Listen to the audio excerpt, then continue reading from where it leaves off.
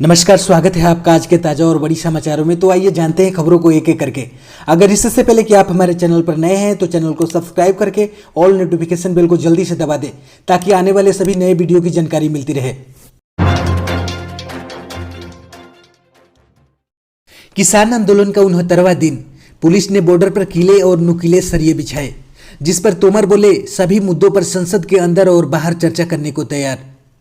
जी हां, आपको बता दें कि कृषि कानूनों के खिलाफ 69 दिन से प्रदर्शन कर रहे किसानों की नाराजगी कम होने का नाम नहीं ले रही है। प्रदर्शनकारी दिल्ली में न घुस पाए, इसके लिए दिल्ली पुलिस कई प्रकार के जतन कर रही है। सिंघू टिकरी बॉर्डर पर बैरिकेडिंग की जा रही है। दिल्ली हरियाणा को जोड़ने वाले सिंघू में 4 लेयर की बैरिकेडिंग के साथ सीमेंट के और उद्योगों के बीच लोहे की छड़ें लगाई जा रही हैं। इधर कृषि कानूनों पर संसद में जोरदार हंगामे के बाद कृषि मंत्री नरेंद्र सिंह तोमर ने कहा कि सरकार सदन के अंदर या बाहर किसानों से जुड़े मुद्दों पर चर्चा करने के लिए तैयार है। वहीं गाजीपुर बॉर्डर पर बैठे भारतीय किसान यूनियन के नेता राकेश टिकैत ने कहा कि यह आंदोलन जल्द खत्म होने वाला नहीं है। अक्टूबर से पहले इसका समाधान नहीं निकल सकता। हमारा नारा है, कानून वापसी नहीं तो घर वापसी नहीं। रास्तों को बंद करने पर उठे सवाल तो दिल्ली पुलिस के कमिश्नर एसएन श्रीवास्तव ने कहा कि मुझे हैरानी है कि 26 जनवरी को पुलिस पर हमला किया गया, बैरिकेड्स तोड़े गए, तब किसी ने कोई सवाल नहीं किया। हमने सिर्फ बैरिकेडिंग मजबूत की है ताकि इसे दोबारा न तोड़ा जा सके।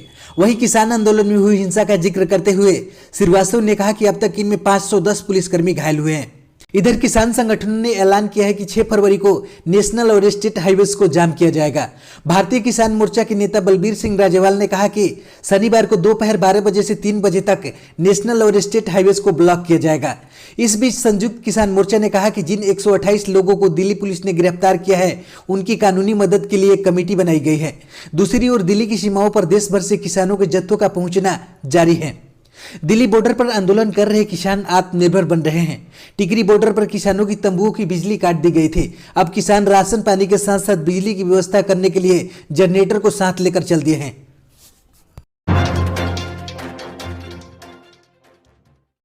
सीबीएसई की डेट शीट जारी, बोर्ड परीक्षाएं 4 मई से होगी। जी हां, आपको बता दें कि central board of secondary education यानी सीबीएसई ने 10वीं और 12वीं की परीक्षाओं के लिए मंगलवार को डेट शीट जारी कर दी।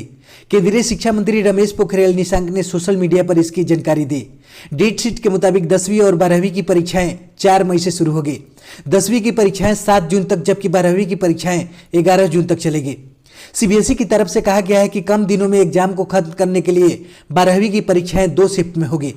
दूसरी शिफ्ट में उन विषयों की परीक्षा ली जाएगी जिन्हें विदेशों में स्थित सीबीएसई स्कूलों में नहीं पढ़ाया जाता है।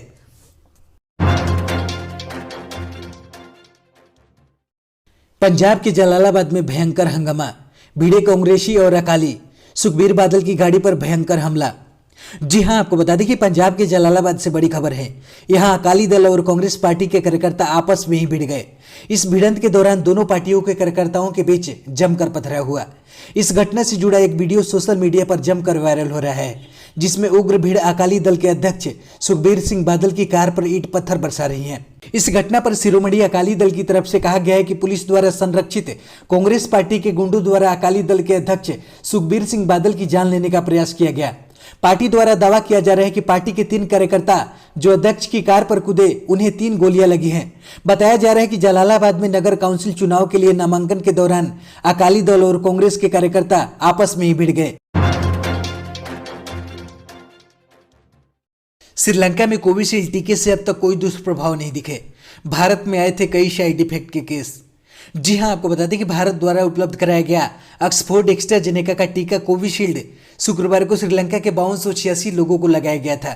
देश के स्वास्थ्य अधिकारियों द्वारा दी गई जानकारी के मुताबिक जिन लोगों को यह वैक्सीन दी गई उनमें कोई प्रतिकूल प्रतिक्रिया या दुष्प्रभाव देखने को नहीं मिले हैं। बता दें कि भारत में इस वैक्सीन से कुछ लोगों को थोड़ा बहुत नुकसान या दुष्प्रभाव देखने को मिला था।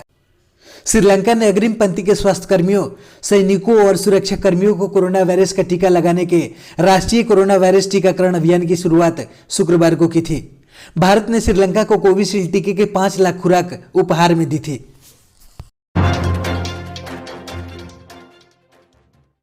म्यांमार में तख्ता पलट पर मोदी सरकार अलर्ट, भारतीय नागरिकों से की ये अपील। जी हां, आपको बता दें कि म्यांमार में सेना ने तख्ता पलटकर 1 साल के लिए आपातकाल लागू कर दिया है, जिसे देखते हुए भारत सरकार ने म्यांमार में रहने वाले भारतीयों के लिए अलर्ट जारी किया है। म्यांमार स्थित भारतीय दूतावास ने भारतीयों के लिए अलर्ट जारी करते हुए कहा कि म्यांमार में बदले की राजनीति की हालात को देखते हुए सभी भारतीयों को जरूरी सावधानी बताने की सलाह दी जाती है। म्यांमार में रहने वाले भारतीयों से आग्रह किया गया है कि गैर जरूरी घर से बाहर नहीं निकले और जरूरत पड़ने पर ही तुरंत भारतीय दूतावास से संपर्क करें। म्यांमार में सेना ने सत्ता संभालने के बाद तमाम अंतर्राष्ट्रीय उड़ानों पर पाबंदी लगा दी है, जिसके बाद म्यांमार के युगन से नई दिल्ली के लिए 4 फरवरी तक की फ्लाइट भी कैंसिल कर दी गई है।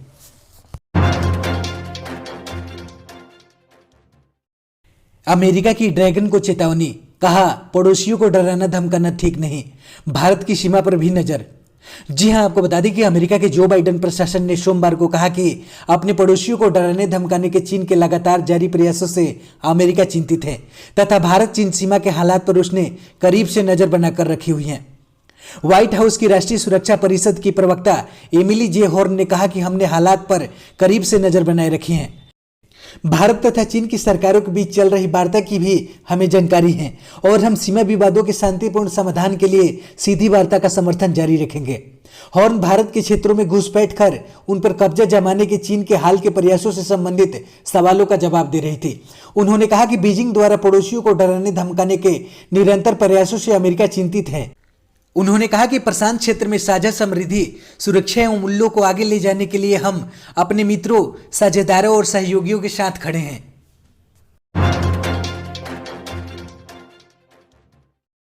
सोने के भाव में जबरदस्त कमी, चांदी में भी ताबड़तोड़ गिरावट। जी हां, आपको बता दें कि भारतीय बाजारों में आज सोने के भाव में गिरावट दर्ज की गई है। दिल्ली सराफा बाजार में सोने के भाव में 480 रुपये प्रति 10 ग्राम की कमी आई। वहीं चांदी के दाम में जबरदस्त कमी दर्ज की गई। आज चांदी में 3000 रुपये प्रति किलोग्राम से ज्यादा की गिरावट दर्ज की गई है। पिछले कारोबारी सत्र के दौरान दिल्ली सराफा बाजार में सोना 48,182 रुपये प्रति 10 ग्राम पर बंद हुआ था। वहीं चांदी 73,219 रुपये प्रति किलोग्राम पर बंद हुई थी।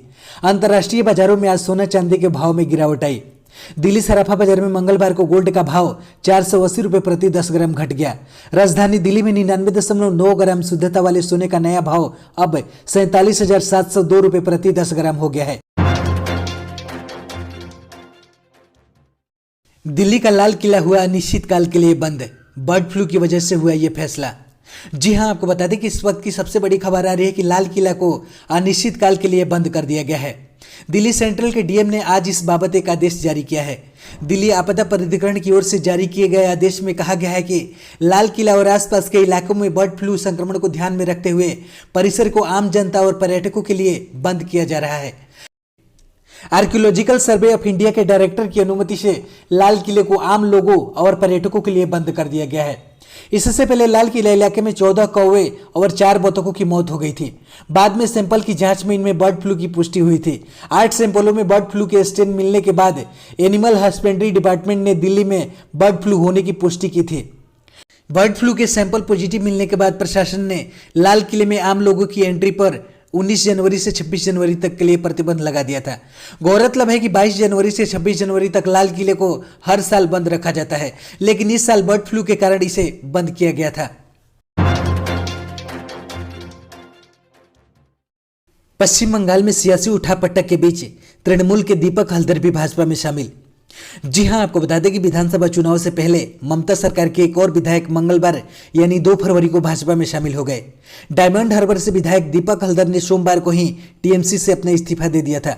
उन्होंने भाजपा नेता मुकुल राय और शुभेंदु अधिकारी की मौजूदगी में भाजपा का दामन थाम लिया। बंगाल में सियासी उठापटक का अंदाजा इसी बात से लगाया जा सकता है कि पिछले 46 दिन में 11 टीएमसी नेताओं ने भाजपा का हाथ थाम लिया है। राज्य में ममता बनर्जी सरकार कार्यकाल 30 मई को खत्म हो रहा है, लिहाजा अप्रैल मई में ही विधानसभा चुनाव की 294 सीटों के लिए चुनाव करा लिए जाएंगे।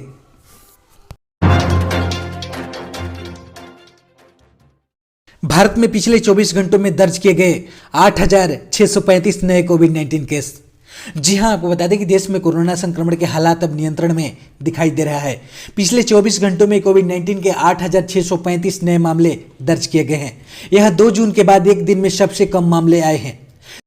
इसके बाद आपको बता दें कि स्वास्थ्य मंत्रालय के द्वारा जारी किए गए ताजा आंकड़ों के मुताबिक पिछले 24 घंटों में 94 लोगों की मौत हुई है।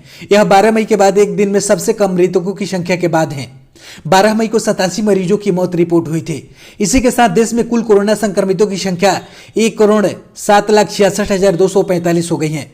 तो वहीं कुल मृतकों की संख्या 1,54,486 के आंकड़े के पार पहुंच गई है। इसके साथ साथ आपको बता दें कि संक्रमण से उबरने की दर 97.04% हो गई है। हमारे चैनल पर बने रहने के लिए बहुत बहुत धन्यवाद।